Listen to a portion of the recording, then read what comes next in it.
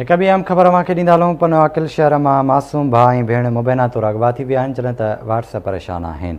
ख़बर मां ॾियूं पिया ॿारनि जे वालिद जी फरियाद ते अणॼातल जवाबदारनि ख़िलाफ़ अगवा जो केस दाख़िल कयो वियो आहे। पनवाकिल शहर में मासूम भाउ ऐं भेण अगवा थी विया आहिनि। वारस सख़्तु परेशान आहिनि। ॿारनि जे वालिद जे फरियाद ते अणॼातल जवाबदारनि ख़िलाफ़ केस दाख़िल कयो वियो आहे। पनवाकिल मां ताईं ख़बर पहुचायूं पिया। शहर में मासूम भाउ ऐं भेण मुबैना तौर अगवा थी विया आहिनि, जंहिं करे संदन वारस परेशान आहिनि।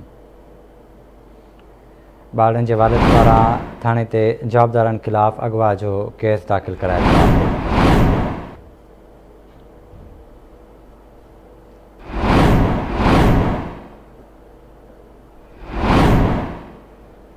पनवाकिल मां ताईं ख़बर पहुचायूं पिया। शहर में मासूम भाउ ऐं भेण मुबैना तौर अगवा थी विया आहिनि। वारस सख़्तु परेशान आहिनि। ॿारनि जे वालिद जी फरियाद ते अणॼातल जवाबदारनि ख़िलाफ़ केस दाख़िल कयो वियो आहे।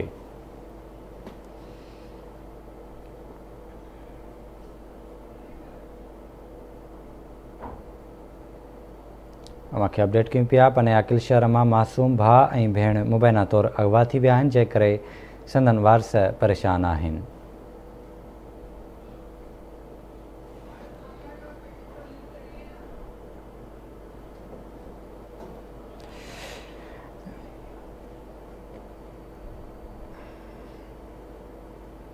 तफ़सील वठंदासीं पनवाकिल मां अयाज़ शेख खां। अयाज़ आगा कजो, छा अपडेट्स आहिनि?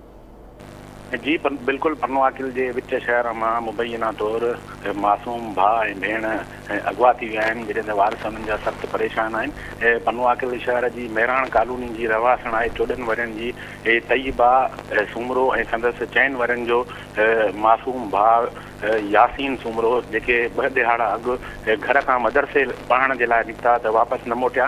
जंहिंखां पोइ वारसनि पारां मुसलसल ॻोल्हा खां पोइ पनवाकिल थाणे ते संदन अगवा जी FIR दर्ज कराई वई आहे।